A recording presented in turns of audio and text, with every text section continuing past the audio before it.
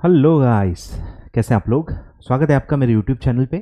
तो much awaited video है sir, CS professional का गाइडेंस मैं इस वीडियो में स्टार्ट करने जा रहा हूँ। ठीक है, तो जो भी बच्चे सीएस एग्जीक्यूटिव पास हो गए हैं, ठीक है, congratulations, welcome to CS professional. तो प्रोफेशनल के लिए मैं आपको गाइड करूँगा। अब नॉर्मली मैं क्या करता हूँ, एक ही वीडियो बनाता हूँ हमेशा 1 घंटे का, और पूरा गाइडेंस एक ही वीडियो में दे देता हूँ। ठीक है, काफ़ी लोगों को वो पसंद भी आता है, बट उतने व्यूज़ नहीं आते। काफ़ी बच्चे का जो अटेंशन स्पैन है वो इतना नहीं होता, इवन एट प्रोफेशनल लेवल। तो ये प्रॉब्लम है, इसलिए इस बार मैंने सोचा है मैं पार्ट्स में डिवाइड करूँगा, पार्ट्स में डिवाइड करूँगा, छोटे छोटे वीडियोस बनाऊँगा ताकि ज़्यादा बच्चों तक वो पहुँचे। ठीक है, तो कंटेंट उतना ही है, बस मैं मल्टीपल वीडियोस में डिवाइड करके रेगुलरली आपको गाइड करते रहूँगा। ठीक है, तो अभी जो एकदम से आपको जो बेसिक गाइडेंस चाहिए वो मैं आपको इस वीडियो में पहले देने आया हूँ।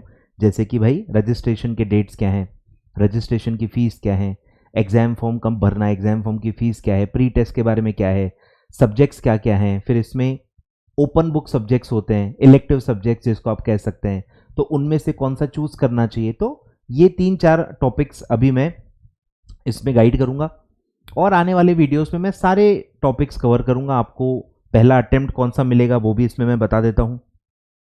अटेम्प्ट कौन सा आपको मिलेगा, फर्स्ट अटेम्प्ट, ठीक है, आपको कौन सा देना चाहिए। फिर ट्रेनिंग के बारे में मैं पूरा बताऊंगा, फिर ट्रेनिंग आपको कब स्टार्ट करनी चाहिए, ट्रेनिंग कहाँ से करनी चाहिए, फर्म से करनी चाहिए कि कंपनी से करनी चाहिए।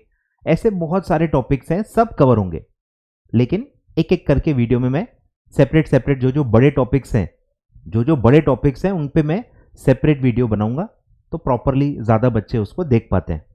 तो इसमें मैं बेसिक जो है ना, जो अब भी एकदम पास आउट जो नया बच्चा है उसको जो भी पता होना चाहिए वो सारी बातें मैं इस वीडियो में बताऊंगा। तो वीडियो ज़रूर लाइक करना, और अगर आप नए हो मेरे चैनल पे, चैनल को सब्सक्राइब ज़रूर करना।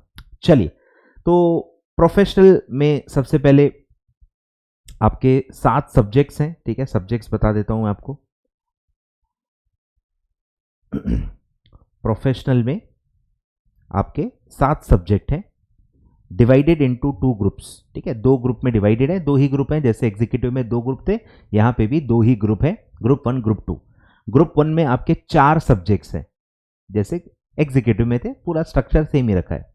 तो 4 सब्जेक्ट्स ग्रुप 1 में है, 3 सब्जेक्ट्स ग्रुप 2 में है। ठीक है, 7 सब्जेक्ट ऐसे हैं। तो ग्रुप 1 में है आपका पहला आएगा ईएसजी। ठीक है, नया सब्जेक्ट आया था, मतलब कुछ पुराना कुछ नया, थोड़ा सा मिक्स है। ESG, environment social and governance, फिर उसके सब डिविजन है। सेकेंड है ड्राफ्टिंग, पहले से ही है आपका, one of the core subject है। ड्राफ्टिंग कंपनी सेक्रेटरी के लिए बहुत जरूरी है। फिर है compliance management, audit and due diligence. ठीक है, सपोर्टिंग सब्जेक्ट्स हैं, काफी इसमें अच्छा कंटेंट है। फिर आता है फोर्थ सब्जेक्ट आपका आता है इलेक्टिव, और जो इलेक्टिव है, इलेक्टिव मतलब लिस्ट है, उसमें से कोई एक आपको चूज करना है, मतलब ये स्पेशलाइजेशन से रिलेटेड है। 4-5 सब्जेक्ट्स में से कोई एक आपको चूज करना है, और ये जो पेपर होगा ये ओपन बुक एग्जाम होगा।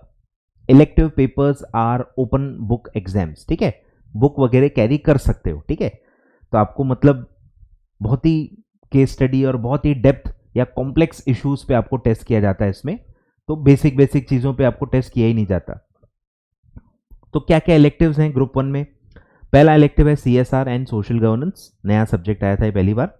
Internal audit and forensic audit पहले से है, आईपीआर पहले से है, एआई अभी पहली बार नया आया है। तो 4 आपके सब्जेक्ट्स हैं, इसमें से कोई एक आपको चूज करना है। ठीक है, तो मैंने हमेशा एक ही सब्जेक्ट कहा है, सीएसआर एंड सोशल गवर्नेंस, क्योंकि ये कंपनीज एक्ट, और जो भी आप थोड़ा बहुत सीएसआर और थोड़ा और आपने पढ़ा होगा, या एसएम में भी आप थोड़ा बहुत जो पढ़ोगे, काफ़ी चीज़ें सिमिलर चीज़ें इसमें आपको मिल जाएंगी। और सीएसआर ऐसा टॉपिक है जो काफ़ी इंपॉर्टेंट टॉपिक है, एज अ कंपनी सेक्रेटरी आपको उसमें बहुत सारी चीज़ें आनी चाहिए।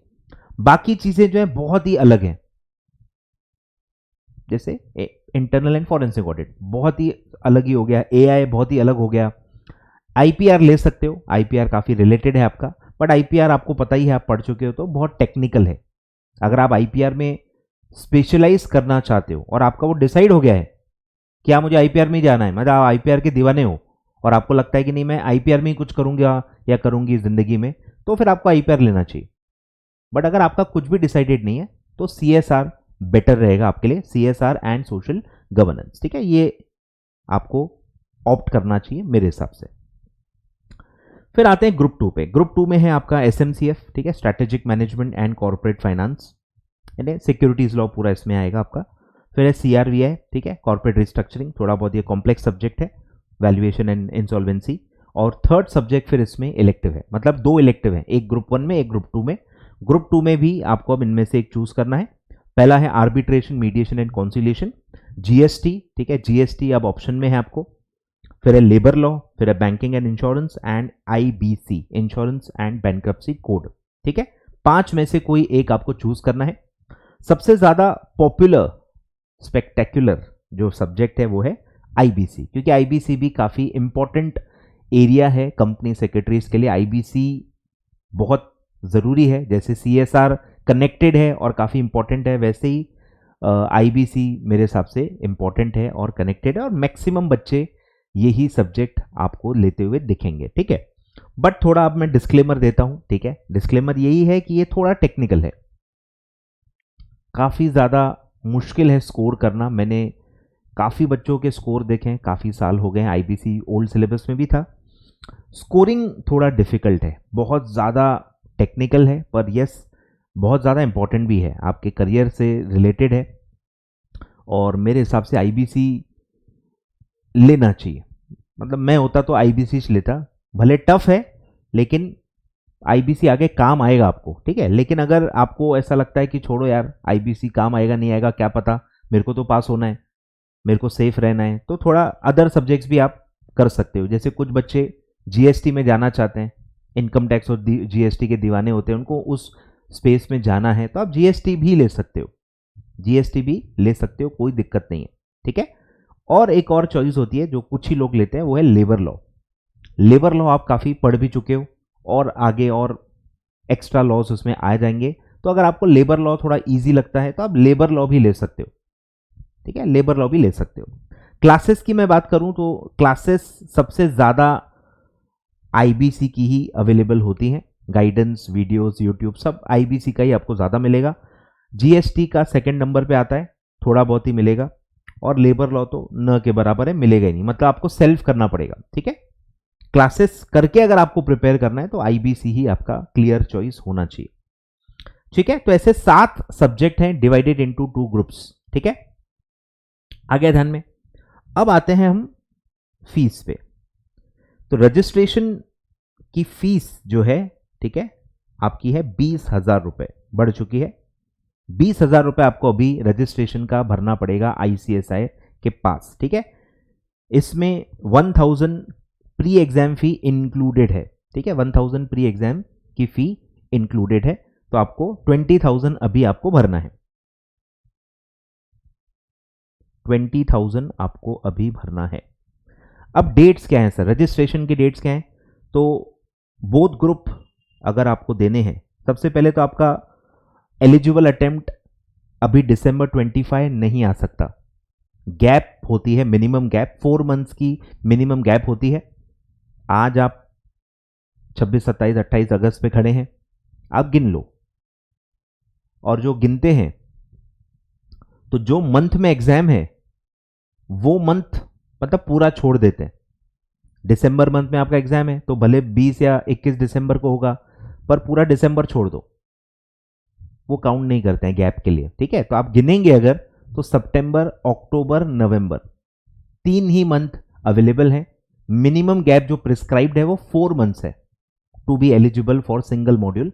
इसीलिए जो भी बच्चे अभी जून 25 में एग्जीक्यूटिव क्लियर किए हैं, ये December 25 जो इमीडिएट नेक्स्ट अटेम्प्ट है वो नहीं दे सकते, क्योंकि मिनिमम गैप होती है और उसके हिसाब से वो आप एलिजिबल नहीं होते हो, ठीक है।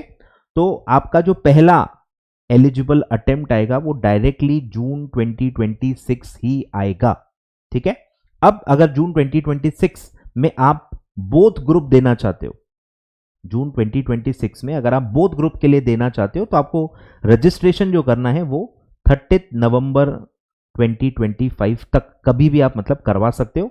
30 नवंबर के पहले पहले जो भी रजिस्ट्रेशन करवा लेंगे वो बोथ ग्रुप जून 2026 में दे सकते हैं। अब जिनको सिंगल ग्रुप ही देना है वो थोड़ा लेट रजिस्ट्रेशन भी कर सकते हैं। वो 31 जनवरी 2026 तक भी अगर रजिस्ट्रेशन करेंगे तो उनको सिंगल मॉड्यूल मिल जाएगा। ठीक है, मतलब रजिस्ट्रेशन एक ही बार होगा। आप देखो, अगर आपको सिंगल ग्रुप ही देना है, पैसे की भी प्रॉब्लम चल रही है, तो आपके पास जनवरी तक का समय, आप जनवरी तक भी रजिस्टर कर देंगे, सिंगल मॉड्यूल आप दे सकते हो। अगर आपको बोथ ही देना है तो फिर 30 नवंबर के पहले पहले ही रजिस्ट्रेशन करना पड़ेगा, तो ही आप जून 2026 में दोनों ग्रुप दे पाएंगे। ठीक है, तो ये पूरे आपके रजिस्ट्रेशन के डेट्स हैं, सब नोट कर लीजिए, ठीक है, नोट कर लीजिए। तो ये हो गया आपका, ये हो गया। अब एग्जाम फॉर्म और प्री एग्जाम की बात करते हैं। ठीक है, प्री एग्जाम अब तो आप दे ही चुके हो, एग्जीक्यूटिव में प्री एग्जाम सब ऑलरेडी दे चुके हो, बस वैसे ही देने हैं। रजिस्ट्रेशन में 1000 रुपये ऑलरेडी इंक्लूडेड है, तो अलग से फीस आपको भरनी नहीं है। डायरेक्टली जैसे आप पहले प्री एग्जाम देते हो, जो फर्स्ट टाइम लॉगिन होता है उसके हिसाब से आपको करना है। अब ये CS प्रोफेशनल के रजिस्ट्रेशन के बाद करना है। अगर आपका प्रोफेशनल का रजिस्ट्रेशन ही अभी तक हुआ नहीं है तो आप प्री एग्जाम अभी नहीं दे सकते, पहले रजिस्ट्रेशन करो, फिर आपका आईडी वगैरह प्रॉपरली क्रिएट हो जाएगा, एग्जीक्यूटिव से आप प्रोफेशनल में आ जाओगे और प्री एग्जाम में फिर आपको प्रोफेशनल के सब्जेक्ट्स दिखना चालू हो जाएंगे। ठीक है, तो एग्जाम फॉर्म के जो डेट्स हैं जून 2026 के लिए, वो रहते हैं 26 फरवरी 2026 टू 25 मार्च 2026। ठीक है, विदाउट लेट फी आप ये डेट्स में एग्जाम फॉर्म भर सकते हो, और विथ लेट फी आप 9 अप्रैल तक भर सकते हो। ठीक है, ये डेट्स आपको पता ही होंगी। और एग्जाम फॉर्म की जो फीस है वो आपकी बढ़ गई है, मतलब उतनी है, एक साल पहले बढ़ी थी, 1800 रुपये अब आपकी रहेगी। एग्जीक्यूटिव में आपने 1500 पर ग्रुप भरा होगा, यहां पे अब आपको 1800 पर ग्रुप भरना है। ठीक है, 1800 रुपीज पर ग्रुप। ठीक है, पर ग्रुप 1800 रुपीज आपका एग्जाम फॉर्म फीस है। ठीक है, तो प्री एग्जाम आप ऑलरेडी अवेयर हो, 1000 रुपये आपका भरा हुआ है, बस आपको एग्जाम फॉर्म भरने के पहले प्री एग्जाम क्लियर करना है। ठीक है, ये डेट्स भी आपको पता होंगी। प्री एग्जाम फॉर्म के एग्जाम फॉर्म फाइल करने के पहले आपको प्री एग्जाम पास कर लेना है। ठीक है, सब्जेक्ट्स मैंने आपको बता दिए, इलेक्टिव सब्जेक्ट्स भी आपको बता दिए, फर्स्ट अटेम्प्ट भी आपको जो एलिजिबल है आपको बता दिया। ठीक है, तो ऐसा ये बेसिक आपको सब पता चल गया, कब क्या करना है, बेसिक चीजें आपको, बेसिक जो ICSI से रिलेटेड चीजें वो आपको मैंने बता दी है। अब रजिस्ट्रेशन करने के बाद बुक्स कब तक मिलती हैं, ये भी कुछ बच्चों का सवाल होता है। तो टिपिकली 1 मंथ में आपके घर तक, आपका जो एड्रेस आपने दिया होगा 1 मंथ में आइडियली पहुंच जाता है, थोड़ा बहुत 5-10 दिन इधर उधर हो सकता है। तो 1 मंथ से लेके 1.5 मंथ तक आपको आराम से अपने घर पे बोथ ग्रुप के सिलेबस के आपको मॉड्यूल्स मिल जाते हैं। ठीक है, तो इतने टाइम के अंदर आपको ICSI मटेरियल मिल जाएगा। क्लियर है? तो ये पूरा बेसिक मैंने आपको बता दिया, आई होप सब आपने नोट डाउन कर लिया होगा। अगले वीडियो में अब मैं टेक्निकल चीजें कवर करूंगा कि आपको जून 26 में कौन सा ग्रुप अपीयर करना चाहिए, आए ख्याल में। फिर ट्रेनिंग कब स्टार्ट करनी चाहिए, ये भी मैं आपको बताऊंगा। और भी जो आपके बहुत सारे डिसीजंस हैं जो CS प्रोफेशनल में आपको लेने हैं, वो सब मैं एक एक करके गाइड करूंगा आपको। आपके मन में भी कोई सवाल होगा तो आप इस वीडियो में कमेंट कर लीजिए, अगले वीडियो में मैं कोशिश करूंगा कि उसको मैं कवर कर लूंगा। ठीक है, चलिए, thank you so much. Video like जरूर करना गाइस, एंड कमेंट बॉक्स में आपके जो भी सवाल हैं, जो आपको गाइडेंस चाहिए जिस चीज़ पे, आप उसमें कमेंट कीजिए। ठीक है, और चैनल सब्सक्राइब करना ना भूलें। Thank you so much.